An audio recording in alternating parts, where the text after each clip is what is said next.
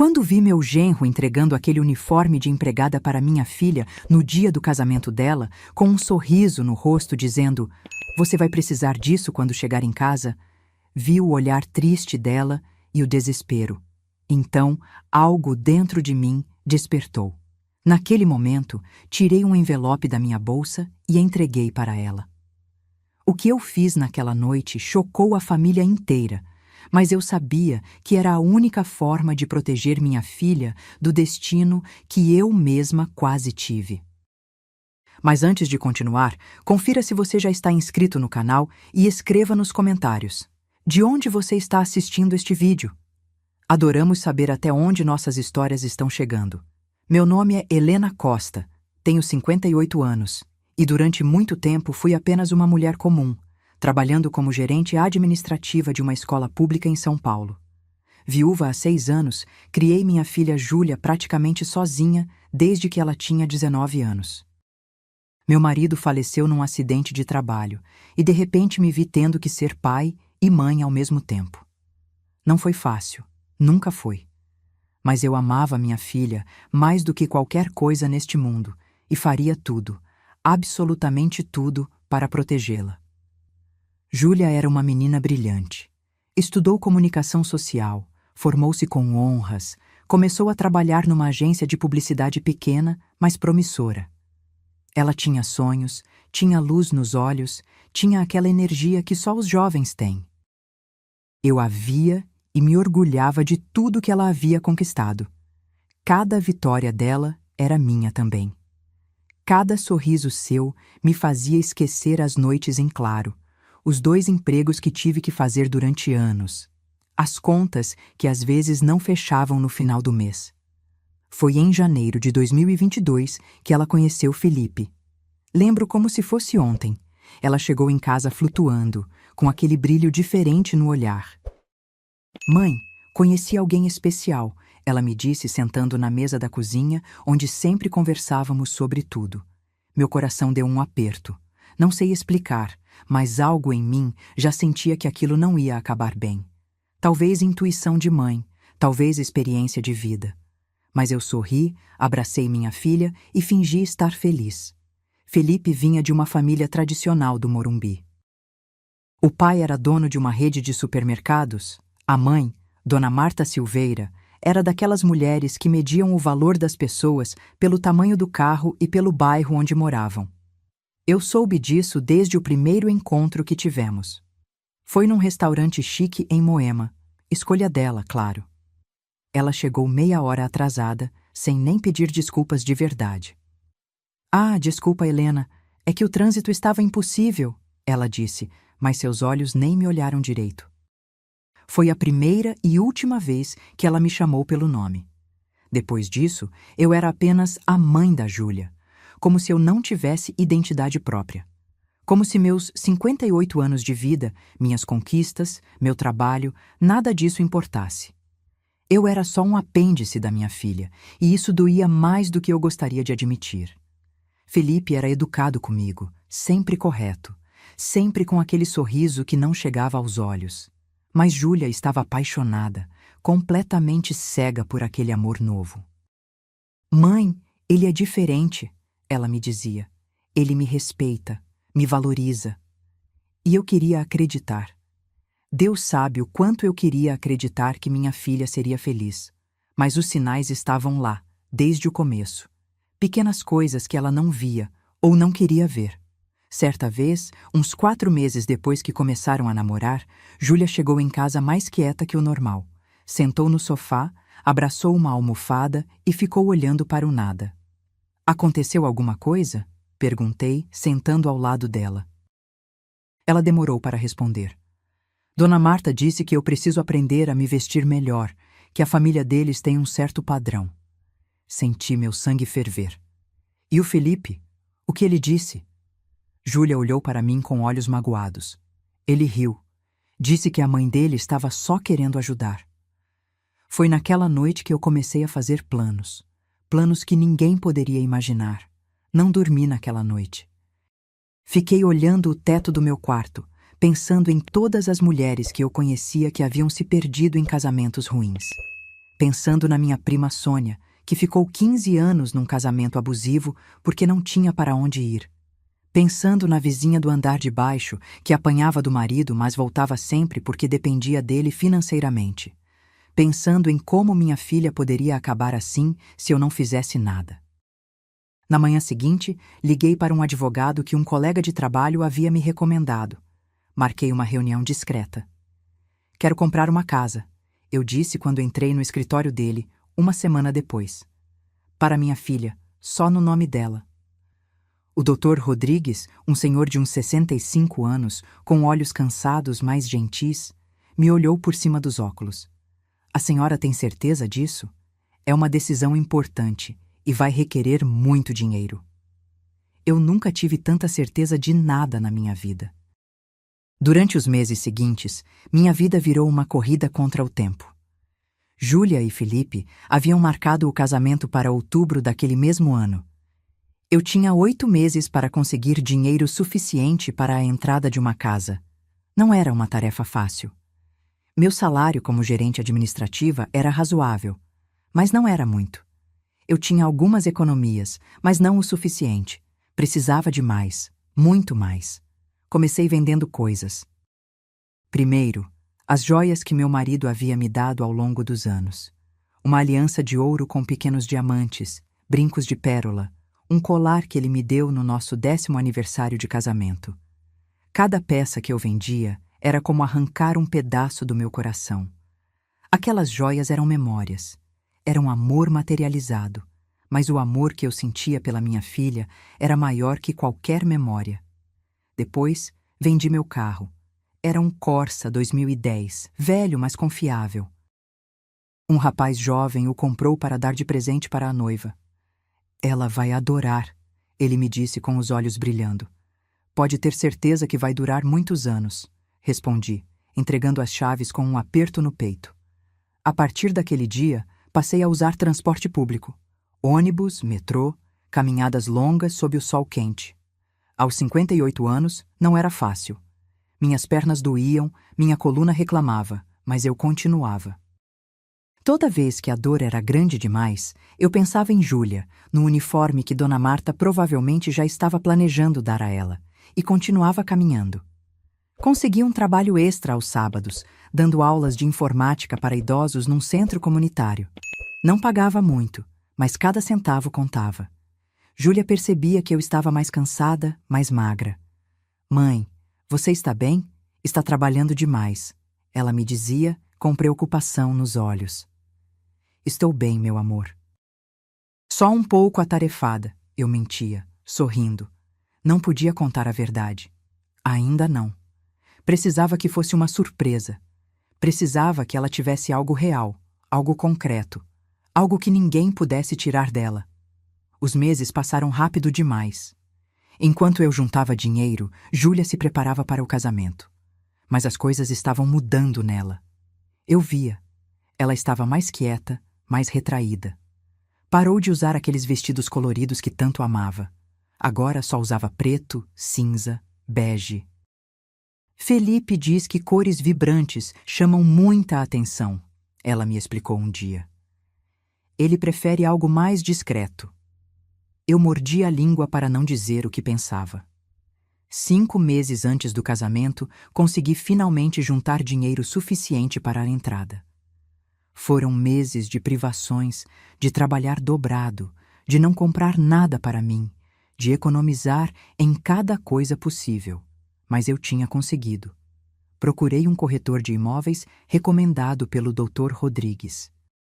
Preciso de algo simples, mas digno, eu disse. Um lugar onde minha filha possa recomeçar se precisar. Visitamos 11 casas. Algumas eram pequenas demais, outras em bairros que eu não gostava, outras precisavam de muitos reparos. Mas a 12ª era perfeita. Ficava no Butantã, numa rua tranquila, arborizada. Era uma casa térrea de 3 quartos, com um pequeno jardim na frente e uma área de serviço nos fundos. Tinha um limoeiro no jardim e uma floreira com hortênsias azuis. É essa, eu disse assim que entrei. O corretor me olhou surpreso. Mas a senhora nem viu tudo ainda. Não preciso. É essa. A casa precisava de alguns reparos, mas nada grave. Paredes com pintura descascada, torneiras que pingavam, janelas que precisavam de ajustes. Mas tinha bons ossos, como minha mãe costumava dizer. Tinha potencial. Mais importante, tinha paz. Eu conseguia imaginar Júlia ali, tomando café da manhã no jardim, ouvindo os pássaros, respirando sem o peso de um casamento sufocante. O processo legal foi complicado. O Dr. Rodrigues foi meticuloso em cada detalhe. Helena, preciso que a senhora entenda bem o que estamos fazendo aqui, ele me disse, sua voz séria. Estamos redigindo a escritura apenas no nome da sua filha, com uma cláusula especial que impede o marido de ter qualquer direito sobre a propriedade, mesmo sendo casados. Isso não é comum. Pode causar problemas. É exatamente o que eu quero, respondi sem hesitar. Assinei todos os papéis, paguei todas as taxas, cada centavo que havia economizado foi investido naquela casa. Quando recebi a escritura final, com o nome da Júlia como única proprietária, chorei. Chorei de alívio, de exaustão, de esperança. Aquele pedaço de papel era mais que um documento legal. Era uma promessa. A promessa de que minha filha teria uma saída, uma escolha, uma chance de liberdade. Enquanto isso, os preparativos do casamento avançavam. Dona Marta havia assumido o controle de tudo. Escolheu o salão, o buffet, as flores, até o vestido da noiva ela quis opinar. Júlia, querida, esse vestido é muito simples, ela disse quando fomos à loja escolher. Você precisa de algo mais imponente, algo que mostre que você faz parte da nossa família agora. Vi minha filha engolir as lágrimas e acenar concordando. Ela estava se perdendo e eu sabia disso. Um mês antes do casamento, Júlia me deu uma notícia que me gelou até os ossos. Mãe, o Felipe quer que eu peça demissão do trabalho depois que a gente se casar. Ela me contou numa tarde de sábado. Estávamos tomando café na sala e ela mexia na xícara sem beber. Ele diz que a esposa dele não precisa trabalhar, que ele ganha o suficiente para os dois. Senti vontade de gritar, mas me controlei. E você? O que você quer? Ela ficou em silêncio por um longo tempo. Não sei mais o que eu quero, mãe. Foi nesse momento que percebi o quão grave a situação era. Minha filha havia perdido a capacidade de saber o que ela mesma queria. Felipe e Dona Marta haviam conseguido fazer com que ela duvidasse de si mesma, de suas escolhas, de sua própria voz. E aquilo me encheu de uma fúria que eu não sabia que tinha dentro de mim. Mas fúria sem planejamento não serve de nada. Eu precisava ser esperta. Precisava esperar o momento certo. A semana do casamento chegou rápido demais. Júlia estava nervosa, ansiosa, chorava por qualquer coisa. É normal, meu amor, eu dizia abraçando-a. Todo mundo fica nervoso antes do casamento. Mas eu sabia que não era só nervosismo.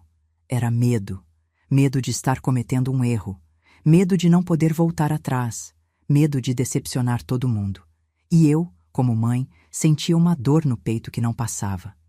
Na véspera do casamento, não consegui dormir.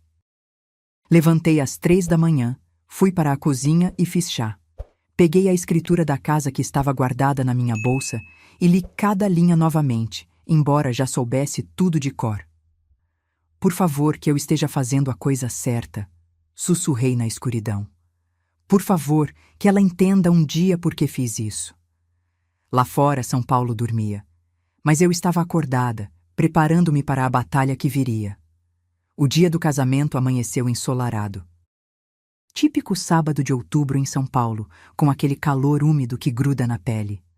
O salão escolhido pela família Silveira era pomposo, exagerado, cheio de detalhes dourados e lustres de cristal. Tudo pago por eles, claro. E eles faziam questão que todos os convidados soubessem disso. Não poupamos despesas para o casamento do nosso filho. Dona Marta repetia para qualquer um que quisesse ouvir.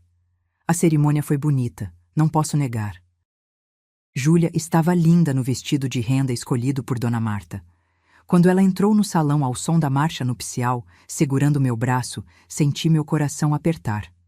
Você tem certeza disso? Sussurrei para ela. Ela me olhou com olhos brilhantes de lágrimas.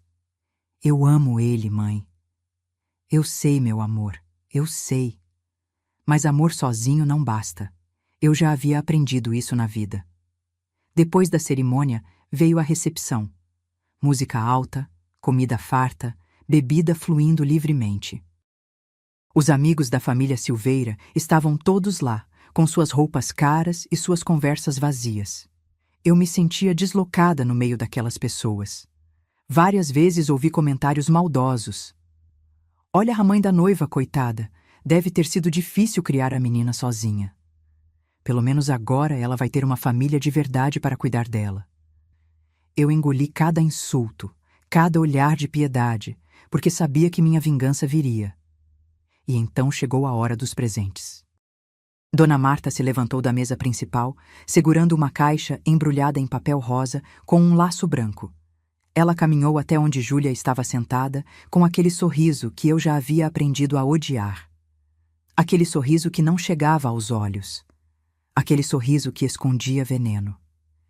Minha querida nora, ela disse em voz alta para que todos pudessem ouvir. Quero lhe dar algo muito especial. Algo prático. O salão ficou em silêncio. Todos os olhos estavam em Dona Marta, enquanto ela abria a caixa lentamente, saboreando cada segundo. De dentro da caixa, ela tirou um uniforme de empregada doméstica. Era cinza com detalhes brancos, completo com avental e touca. O nome Júlia estava bordado no bolso da frente. Eu senti meu sangue ferver. Assim você ficará apresentável quando estiver cuidando da casa, continuou Dona Marta com aquele sorriso venenoso. Uma boa esposa sabe seu lugar. O silêncio no salão era ensurdecedor. Algumas pessoas riram baixinho, discretamente. Outras olharam para baixo, constrangidas, mas ninguém disse nada, ninguém defendeu minha filha. E então Felipe se levantou, pegou o uniforme das mãos da mãe e, com um sorriso que me fez querer gritar, disse: Perfeito, mãe. Ela vai precisar disso quando voltarmos para casa. Vi o rosto da minha filha desmoronar. Vi as lágrimas começarem a cair, mesmo ela tentando segurar. Vi suas mãos tremerem quando ela pegou aquele uniforme, tentando sorrir, tentando não causar uma cena, tentando ser a nora perfeita que todos esperavam. E foi naquele momento, naquele exato momento, que algo dentro de mim explodiu. Levantei-me da minha cadeira. Minhas pernas tremiam, mas minha voz saiu firme e clara. Que presente interessante, Dona Marta, eu disse, caminhando em direção à mesa principal. Todos os olhos se voltaram para mim. Agora permita-me dar o meu presente para minha filha. Abri minha bolsa e tirei um envelope de veludo azul. Senti todos os olhares sobre mim. O silêncio era absoluto. Abra, meu amor, eu disse para Júlia, colocando o envelope nas mãos dela. Ela me olhou com confusão, com lágrimas ainda escorrendo pelo rosto. Suas mãos tremiam tanto que teve dificuldade para abrir. Quando finalmente conseguiu, tirou de dentro 2 documentos cuidadosamente dobrados. Ela os desdobrou e começou a ler. Vi seus olhos percorrerem as linhas, uma vez, 2 vezes, tentando processar o que estava vendo. Mãe, o que é isso? Ela perguntou, sua voz apenas um sussurro. Leia em voz alta, meu amor, eu disse. Minha voz estava mais calma do que eu me sentia por dentro. Júlia engoliu em seco, limpou as lágrimas e começou a ler, com voz trêmula. Escritura. Casa localizada na Rua Professor João de Oliveira Santos, número 847, bairro Butantã. Proprietária, Júlia Helena Costa. O silêncio que seguiu foi ainda mais profundo que o anterior. Dona Marta havia perdido toda a compostura. Seu rosto, sempre tão cuidadosamente maquiado, ficou pálido e depois vermelho. Muito vermelho. O que isso significa? Felipe perguntou, levantando-se. Ele não sorria mais. Significa, eu disse, olhando diretamente nos olhos dele, que minha filha tem seu próprio teto, sua própria casa, no nome dela, somente no nome dela. Júlia continuou lendo o segundo documento. Procuração especial, ela leu em voz baixa. que estabelece que esta propriedade é de titularidade exclusiva de Júlia Helena Costa, não podendo ser reivindicada por terceiros, incluindo cônjuge, em caso de separação ou divórcio. Sua voz falhou no final. Ela olhou para mim com olhos arregalados. Mãe, escute, meu amor, eu disse, me aproximando dela e pegando suas mãos. Eu não sou uma mulher rica. Nunca fui. Trabalhei a vida inteira, desde os 16 anos. Cada centavo que ganhei foi com o meu próprio suor, mas há coisas que o dinheiro não pode comprar. Dignidade, respeito, a certeza de que você nunca dependerá completamente de ninguém. A casa que comprei não é uma mansão. É uma casa simples, de 3 quartos, com um jardim e um limoeiro. Mas é sua, completamente sua. Felipe estava vermelho de raiva. Não entendo, ele disse, sua voz mudando completamente. Ele não era mais o genro educado e charmoso. Era um homem que acabara de perceber que algo não estava saindo como planejado. Por que ela faria isso? Ela não confia em mim? Eu me aproximei dele devagar. Olhei para ele da forma como só uma mãe olha para o homem que está prestes a machucar sua filha. Não se trata de confiança, Felipe, eu disse, minha voz baixa, mas firme. Se trata de garantir que minha filha nunca precise usar esse uniforme que sua mãe deu a ela. Se trata de garantir que se um dia ela decidir que não quer mais estar em um lugar onde se sente humilhada, ela terá para onde ir. Se trata de dar a ela o que toda mulher deveria ter: opções. Dona Marta finalmente encontrou sua voz. Isso é um insulto, ela gritou, sua voz aguda ecoando pelo salão. Um insulto à nossa família. Você está insinuando que meu filho não vai cuidar bem da esposa dele? Não estou insinuando nada, respondi calmamente. Estou apenas garantindo que minha filha tenha uma escolha. Sempre. Os convidados começaram a murmurar entre si. Alguns pareciam chocados, outros pareciam admirados. A tia do Felipe, uma senhora de uns 70 anos que havia ficado calada a noite toda, de repente começou a aplaudir. Devagar no início, depois mais forte. Brava, ela disse em voz alta. Brava. Eu gostaria que alguém tivesse feito isso por mim há 50 anos atrás. Outros convidados começaram a aplaudir também. Não todos, mas alguns. E isso foi suficiente para quebrar o feitiço. Júlia se levantou e me abraçou tão forte que pensei que meus ossos fossem quebrar. Obrigada, mãe, ela chorou no meu ouvido. Obrigada, obrigada, obrigada. Eu a segurei com toda a força que tinha. Não precisa me agradecer por nada, meu amor. Uma mãe sempre protege seus filhos. O resto da festa foi um desastre. Alguns convidados começaram a ir embora mais cedo. Outros ficaram, mas com expressões desconfortáveis, sem saber para onde olhar. A banda tentou continuar tocando, mas o clima festivo havia acabado completamente. Felipe se afastou para um canto com a mãe, conversando agressivamente. Eu podia vê-los gesticulando, podia sentir a raiva emanando deles. O pai do Felipe, Sr. Eduardo, que havia ficado calado durante todo o episódio, aproximou-se de mim enquanto eu observava minha filha conversando com algumas amigas. Helena, ele disse suavemente. Eu me virei para ele, preparada para ser repreendida. Mas ao invés disso, ele me surpreendeu. O que a senhora fez ali? Minha mulher me mataria se soubesse que estou dizendo isso, mas eu gostaria de ter tido a coragem de fazer algo assim pela minha filha mais velha. Olhei para ele com surpresa. A Beatriz, ele continuou, seus olhos tristes. Minha filha do primeiro casamento. Ela se casou com um homem que a maltratava. Quando ela finalmente conseguiu sair, não tinha nada. Absolutamente nada. Teve que voltar a morar conosco com 3 filhos pequenos. Se eu tivesse dado a ela algo que fosse só dela, algo que o marido não pudesse tocar, talvez... Sua voz falhou. Talvez ela não tivesse sofrido tanto. Senti minha garganta apertar. Nunca é tarde para fazer a coisa certa, eu disse gentilmente. Para seus netos, talvez. Para futuras gerações. Ele assentiu, limpando discretamente os olhos. A senhora é uma mulher muito sábia, Helena. Muito sábia mesmo.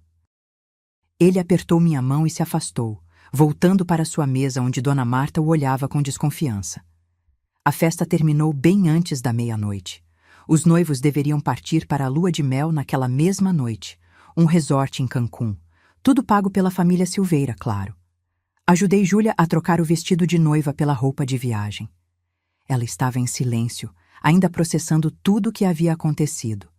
Mãe, ela disse enquanto eu fechava o zíper do vestido simples que ela vestiria para viajar. Como você conseguiu? Como conseguiu comprar uma casa? Contei a ela tudo, sobre as joias vendidas, o carro, os trabalhos extras, as caminhadas longas, as economias de anos. Vi lágrimas escorrerem pelo rosto dela enquanto eu falava. Você fez tudo isso por mim, ela sussurrou. Eu faria 1000 vezes mais, respondi. Você é minha filha. Não há nada que eu não faria para te proteger. Mas e se o Felipe ficar muito bravo? Ela perguntou, o medo evidente em sua voz. E se ele não quiser mais ficar comigo? Segurei o rosto dela entre minhas mãos. Meu amor, se um homem te deixa porque você tem algo que é seu, então ele nunca te amou de verdade. Ele só queria te controlar.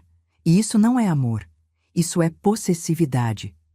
Ela assentiu lentamente, mas eu podia ver a dúvida em seus olhos. Quando descemos, Felipe já estava esperando perto do carro. Um BMW preto reluzente, presente do pai. Dona Marta veio se despedir, já recomposta, impecavelmente maquiada, impecavelmente furiosa. Júlia, querida, ela disse com uma voz doce que não enganava ninguém. Aproveite sua lua de mel. Quando voltarem, precisamos ter uma conversa séria sobre arranjos. Já temos arranjos, Dona Marta, Júlia respondeu, sua voz mais firme do que eu esperava. Eu tenho uma casa. Uma casa que sua mãe comprou para controlar você, Dona Marta retrucou, seus olhos frios como gelo. Uma casa que minha mãe comprou para me proteger, Júlia corrigiu. Há uma diferença. Vi orgulho brilhar nos olhos da minha filha naquele momento.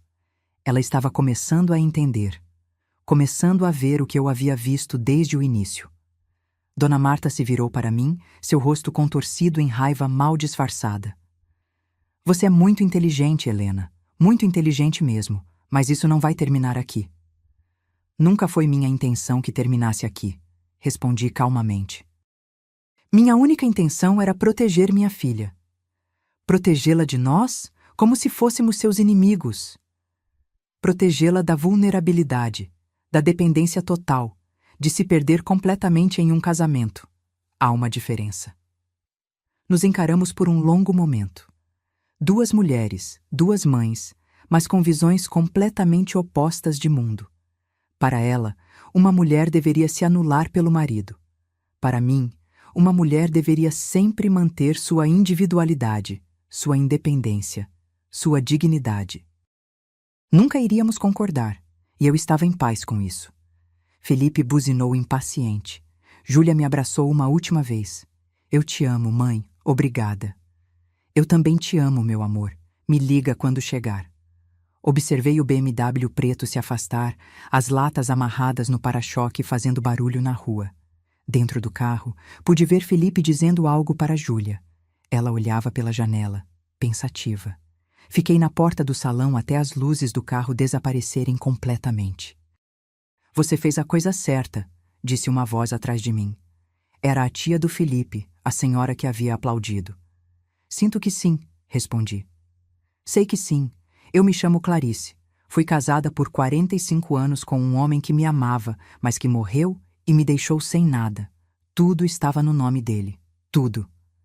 Demorei 2 anos para conseguir minha parte da herança, lutando contra os filhos dele de outro casamento. Se ele tivesse feito o que você fez, me dado algo que fosse só meu, eu não teria passado por isso. Conversei com Clarice por alguns minutos. Ela me deu seu número de telefone. Se sua filha precisar de alguém para conversar, alguém que entende a família Silveira por dentro, me ligue, ela disse. Eu conheço eles há 30 anos.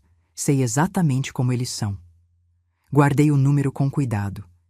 Tinha a sensação de que iria precisar dele em breve. Voltei para casa sozinha, de táxi. Meu apartamento estava silencioso, vazio. As paredes cobertas de fotos da Júlia me olhavam. Júlia bebê, Júlia criança, Júlia adolescente, Júlia se formando na faculdade. E agora, Júlia casada. Sentei no sofá com uma xícara de chá e fiquei olhando para o telefone, esperando. Esperando pelo telefonema que eu sabia que viria. Não demorou muito. Às 2 da manhã, meu telefone tocou. Mãe! A voz da Júlia estava embargada. Chegamos no hotel. Como foi o voo? Silêncio do outro lado. Júlia? Felipe não falou comigo desde que saí do salão, nem uma palavra. No avião, ele colocou fones de ouvido e fingiu dormir. No táxi do aeroporto para o hotel, ele olhou pela janela o tempo todo. E agora ele está tomando banho e eu estou aqui sozinha e não sei o que fazer. Meu coração se partiu. Ele está te punindo com o silêncio, eu disse, tentando fazer você se sentir culpada por aceitar meu presente. Está funcionando, ela admitiu entre soluços. Eu me sinto péssima, mãe. É minha lua de mel e eu estou aqui chorando sozinha no quarto. Escute, meu amor.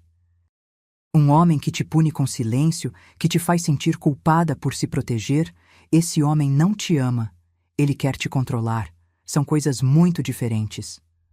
Mas a gente acabou de casar, ela chorou. Eu sei. E talvez amanhã ele acorde e esteja melhor. Talvez ele precise de tempo para processar. Mas, Júlia, se ele continuar assim a semana toda, se ele transformar sua lua de mel em um castigo, então você saberá exatamente quem ele é. E você saberá que fez a escolha certa em aceitar minha proteção. Conversamos por mais alguns minutos até ela ter que desligar porque Felipe havia saído do banho. Desliguei o telefone e fiquei olhando para o teto, incapaz de dormir.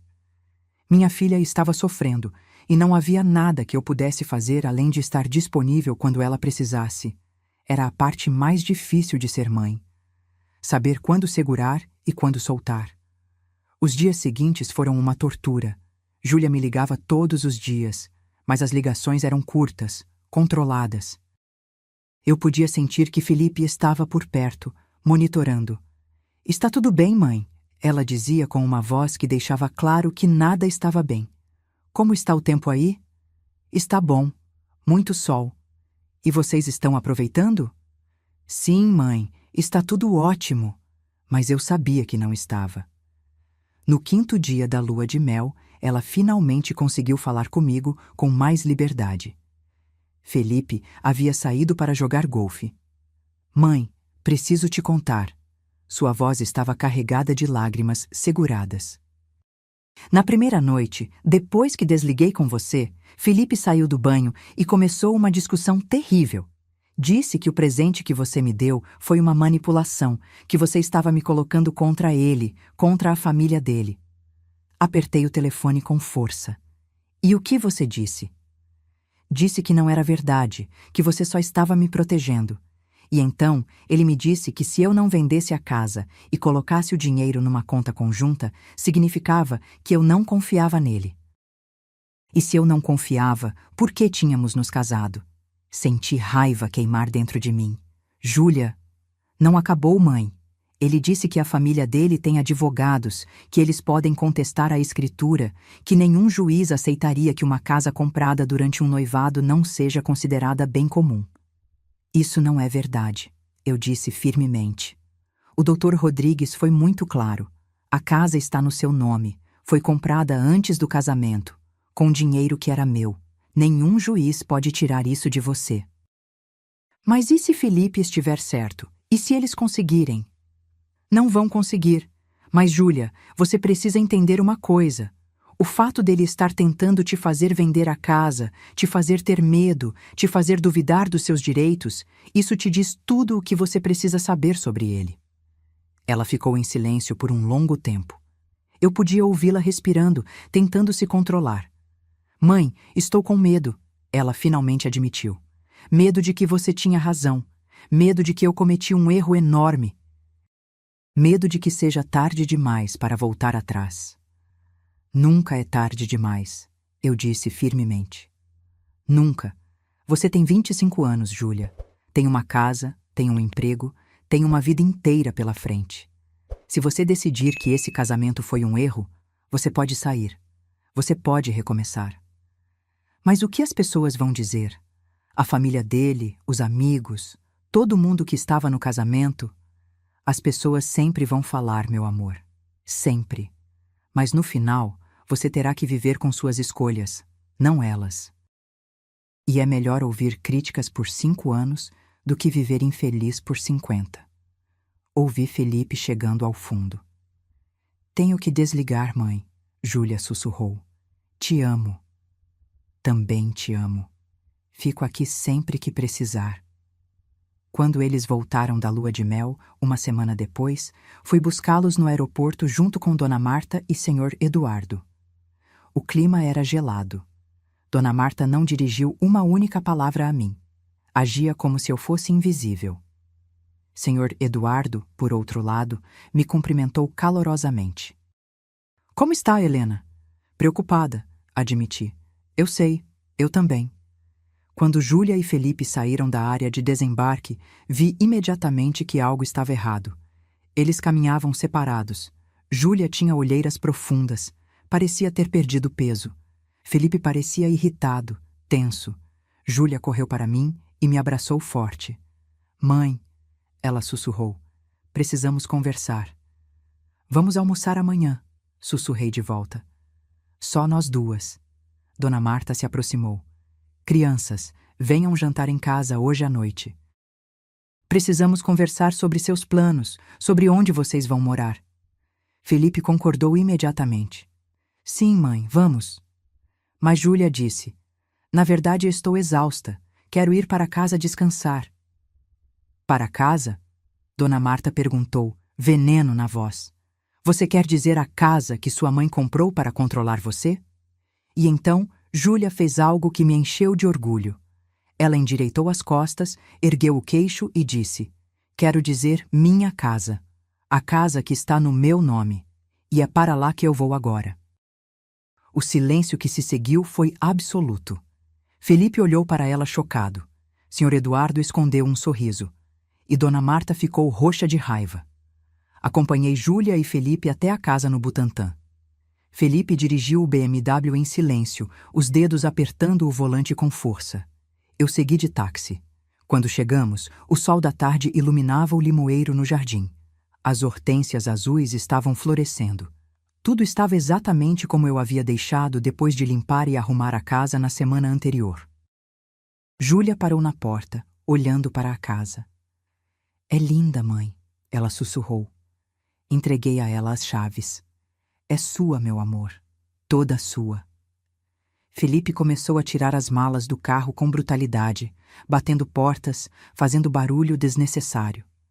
Vamos entrar ou vamos ficar aqui admirando a fachada o dia todo? Ele disse com sarcasmo. Abrimos a porta. O interior cheirava a limpeza, a novo, a possibilidades. Júlia percorreu cada cômodo, tocando as paredes, olhando pelas janelas. Seus olhos brilhavam. Felipe andava com as mãos nos bolsos, olhando tudo com desprezo. É pequena, ele comentou. Meu apartamento em Pinheiros é muito maior. Esta não é para comparação. Eu respondi calmamente. Esta é para segurança. Eles precisavam conversar. Eu sabia. Precisavam resolver as coisas. Então, me despedi. Vou deixar vocês se instalarem, eu disse. Mas antes de sair, sussurrei para Júlia. Se precisar de mim, me ligue. Qualquer hora. Ela acenou, lágrimas nos olhos. Saí daquela casa com o coração pesado, sabendo que uma tempestade estava se formando. A tempestade começou naquela mesma noite. Às 11 da noite, meu telefone tocou. Era Júlia, chorando histericamente. Mãe, você pode vir aqui, por favor? O que aconteceu? Você está machucada? Não, mas o Felipe está completamente fora de si. Ele está dizendo coisas horríveis, mãe, coisas terríveis. Estou indo. Não desligue o telefone. Fica comigo até eu chegar. Vesti a primeira roupa que encontrei e praticamente voei escada abaixo. Consegui um táxi na esquina. Butantã, Rua Professor João de Oliveira Santos, e rápido, por favor.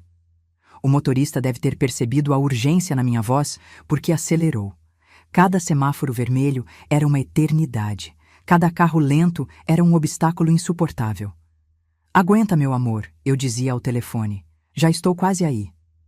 Quando chegamos, joguei o dinheiro no banco do táxi e corri para a porta. Estava entreaberta. Júlia! Encontrei minha filha sentada no chão da sala, abraçando os joelhos, tremendo. Corri até ela e a abracei. Estou aqui agora. Estou aqui. Ele foi embora, mãe. Ela soluçou. Ele disse coisas horríveis e foi embora. Que coisas? Ela limpou as lágrimas. Disse que eu era uma ingrata. Que ele tinha me dado o nome dele, uma família respeitável, um futuro, e eu o traía indo atrás de advogados, aceitando uma casa da minha mãe como se não confiasse nele. Disse que a mãe dele estava certa, que eu não sei ser uma esposa, que eu não mereço o que ele ofereceu. Senti vontade de procurar Felipe e dizer algumas verdades, mas minha filha precisava de mim ali. Júlia, olha para mim. Ela ergueu os olhos, vermelhos e inchados. Tudo o que ele disse é mentira. Você não é ingrata. Você não é uma esposa ruim. Você é uma mulher inteligente que está se protegendo. E se ele não consegue ver isso, se ele não consegue respeitar isso, então ele não te merece. Mas e se ele não voltar? E se ele pedir o divórcio? Então você será livre, eu disse firmemente. Livre para viver sua vida sem alguém que te faz sentir pequena, que te controla, que te pune quando você não faz exatamente o que ele quer? Seria uma bênção disfarçada, meu amor. Ela se abraçou em mim e chorou. Chorou por horas. E eu fiquei ali, segurando minha menininha, desejando poder tirar toda a dor dela. Fiquei com Júlia aquela noite. Fiz chá, cobri ela com uma manta, coloquei um filme bobo na TV. Aos poucos, ela foi se acalmando. Por volta das 2 da manhã, ela finalmente dormiu no sofá. Eu fiquei acordada em uma poltrona, vigiando ela, protegendo ela. Por volta das 4 da manhã, ouvi um carro parando na frente. Era Felipe. Ele entrou na casa silenciosamente, tropeçando um pouco. Estava bêbado. Quando me viu na sala, parou. O que você está fazendo aqui? Cuidando da minha filha. Respondi baixinho para não acordar Júlia. Ela não precisa de você. Ela tem um marido. Um marido que a abandonou chorando na primeira noite em casa. Que marido é esse? Ele apontou um dedo para mim, cambaleando levemente. Tudo isso é culpa sua.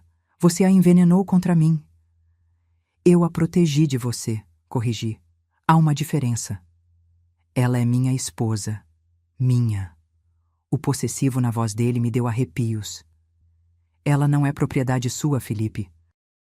Ela é um ser humano com direitos, com vontades, com dignidade. Dignidade?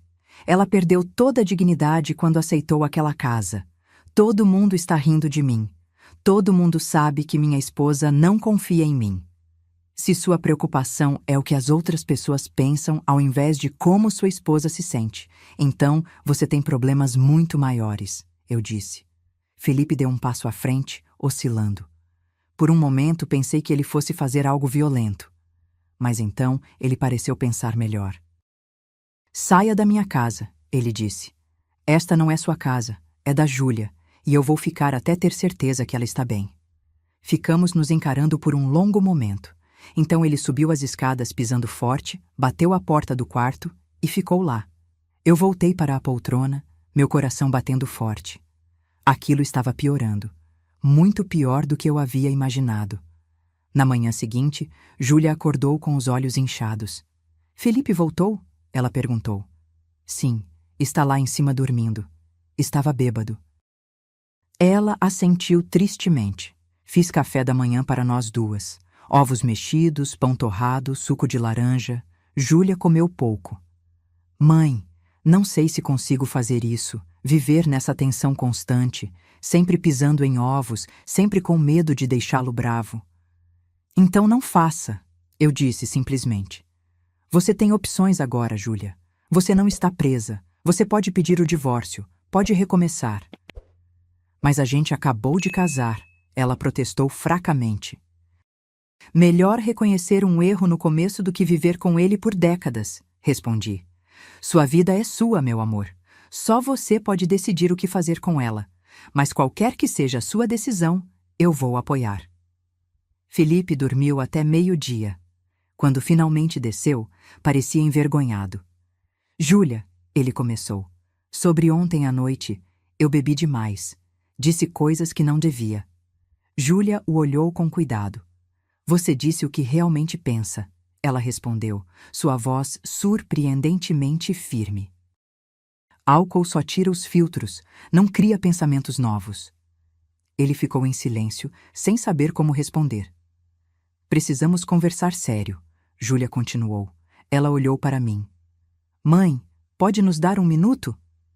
Eu concordei e saí para o jardim, mas fiquei perto da janela, pronta para entrar correndo se precisasse. Ouvi as vozes dele subindo e descendo, mas não conseguia distinguir as palavras. A conversa durou quase 1 hora. Quando a porta finalmente se abriu, era Júlia quem saía. Seus olhos estavam vermelhos, mas determinados. Pedi um tempo para ele, ela me disse. Um tempo? Sim, disse que preciso de espaço para pensar, para decidir o que eu quero de verdade. Ele não gostou, mas concordou. E onde ele vai ficar? Vai voltar para a casa dos pais por enquanto. Disse que precisa de alguns dias para buscar as coisas dele. Felipe passou por nós carregando uma mala. Ele nem me olhou. Entrou no BMW e partiu, os pneus cantando no asfalto. Júlia e eu ficamos ali, paradas no jardim, vendo ele ir embora. Fiz a coisa certa? Ela perguntou. Você fez a coisa certa para você, respondi. E isso é o que importa. As semanas seguintes foram difíceis, mas também libertadoras. Júlia voltou ao trabalho na agência. Começou a usar suas roupas coloridas de novo. Voltou a sair com as amigas. Lentamente, eu via minha filha voltando a ser ela mesma. Felipe ligava às vezes, tentando convencê-la a voltar. Eu mudei, ele dizia. Eu entendo agora. Podemos recomeçar. Mas Júlia estava mais forte. Preciso de mais tempo, ela respondia. 2 meses depois da separação temporária, Júlia me chamou para almoçar. Sentamos em um restaurante italiano perto do escritório dela.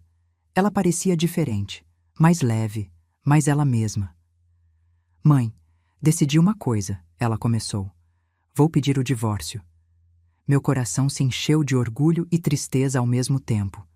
Tem certeza? Absoluta. Essas semanas sozinha me mostraram algo. Eu não amo o Felipe. Talvez nunca tenha amado. Eu amava a ideia dele, a ideia de fazer parte de uma família tradicional, de ser aceita. E agora? Agora eu quero ser aceita por quem eu realmente sou, não por quem eles querem que eu seja. Ela pegou minha mão sobre a mesa. Obrigada, mãe. Obrigada por me dar a chance de fazer essa escolha. Se você não tivesse me dado aquela casa, eu teria voltado para ele por medo, por não ter para onde ir. Mas agora eu sei que tenho opções. E escolho minha liberdade. O processo de divórcio foi relativamente rápido. Felipe não contestou. Na verdade, ele parecia aliviado. Já estava saindo com outra pessoa, soube depois. Uma menina mais nova, mais maleável, sem uma mãe que a protegia. Senti pena dela. Mas não era minha responsabilidade salvá-la. Cada um precisa aprender suas próprias lições. Júlia floresceu depois do divórcio. Conseguiu uma promoção no trabalho. Começou a fazer terapia, fez novos amigos. A casa no Butantã virou um refúgio de paz para ela. Ela plantou mais flores no jardim, pintou as paredes com cores alegres, encheu o lugar de vida. Essa casa me salvou, mãe. Ela me disse um dia enquanto tomávamos café no jardim. Não só fisicamente, mas emocionalmente. Ter um lugar que é só meu me deu forças para ser quem eu realmente sou. 2 anos depois, Júlia conheceu alguém novo. Um professor de história, calmo e gentil, que a tratava como igual. Eles namoraram devagar, sem pressa. Quando ele finalmente a pediu em casamento, Júlia veio me contar com olhos brilhantes. Mas desta vez será diferente, mãe, ela disse. Desta vez eu sei quem eu sou. E a casa continua sendo minha. Só minha. Ele entende e respeita isso. No novo casamento, pequeno e íntimo, apenas família próxima e amigos queridos, não houve presentes humilhantes. Não houve tentativas de controle. Houve apenas amor, respeito e apoio. E quando vi minha filha dizendo sim para esse novo começo, com a confiança de quem sabe que tem para onde voltar se precisar, meu coração se encheu de paz. Hoje, 5 anos depois daquela noite no salão de festas, Júlia vive feliz em sua casa no Butantã com o marido e uma filha pequena. O limoeiro dá frutos todos os anos. As hortênsias cresceram e cobrem metade do jardim. E minha neta corre pelo gramado rindo, livre, amada, protegida. Às vezes penso em Felipe. Soube que ele se casou de novo e se divorciou de novo. Parece que alguns homens nunca aprendem. Dona Marta morreu há 2 anos. Até o fim, ela culpava as mulheres modernas por todos os problemas do filho. Senhor Eduardo ainda me liga às vezes para tomar um café. Você fez a coisa certa, Helena, ele sempre diz. Eu gostaria de ter tido sua coragem. A história se espalhou. Outras mães começaram a me procurar pedindo conselhos. Como posso proteger minha filha? Como posso garantir que ela tenha uma saída? Eu conto minha história, compartilho o contato do Dr. Rodrigues, explico sobre escrituras e procurações.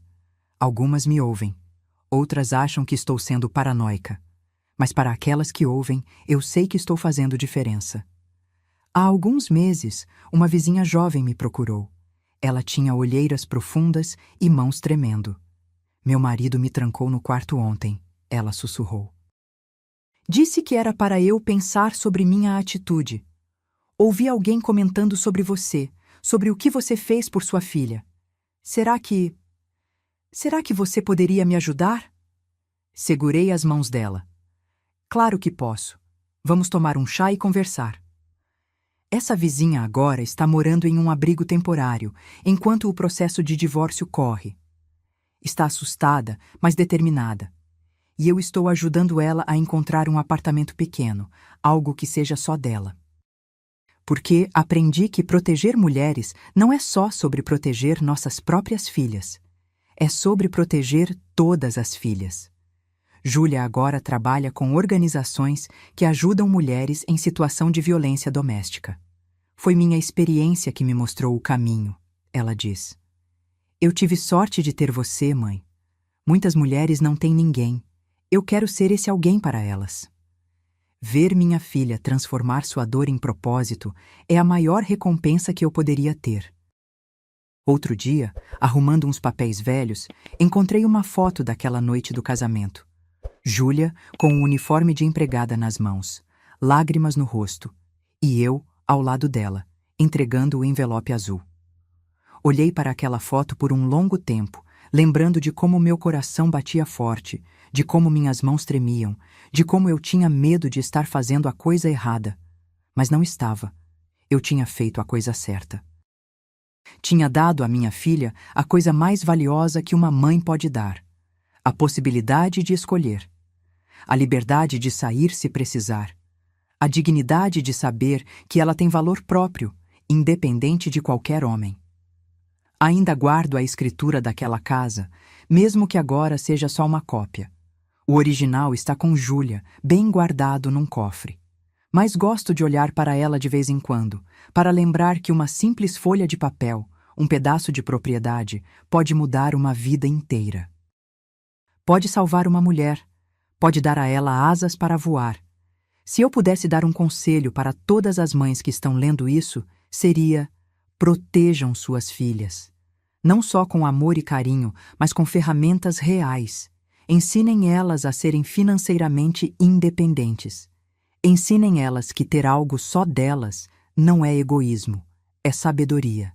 Ensinem elas que amor verdadeiro não controla, não isola, não diminui.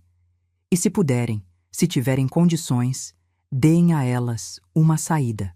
Não precisa ser uma casa. Pode ser um apartamento pequeno, uma poupança robusta, uma formação profissional sólida. Qualquer coisa que garanta que, se um dia elas precisarem sair, elas possam.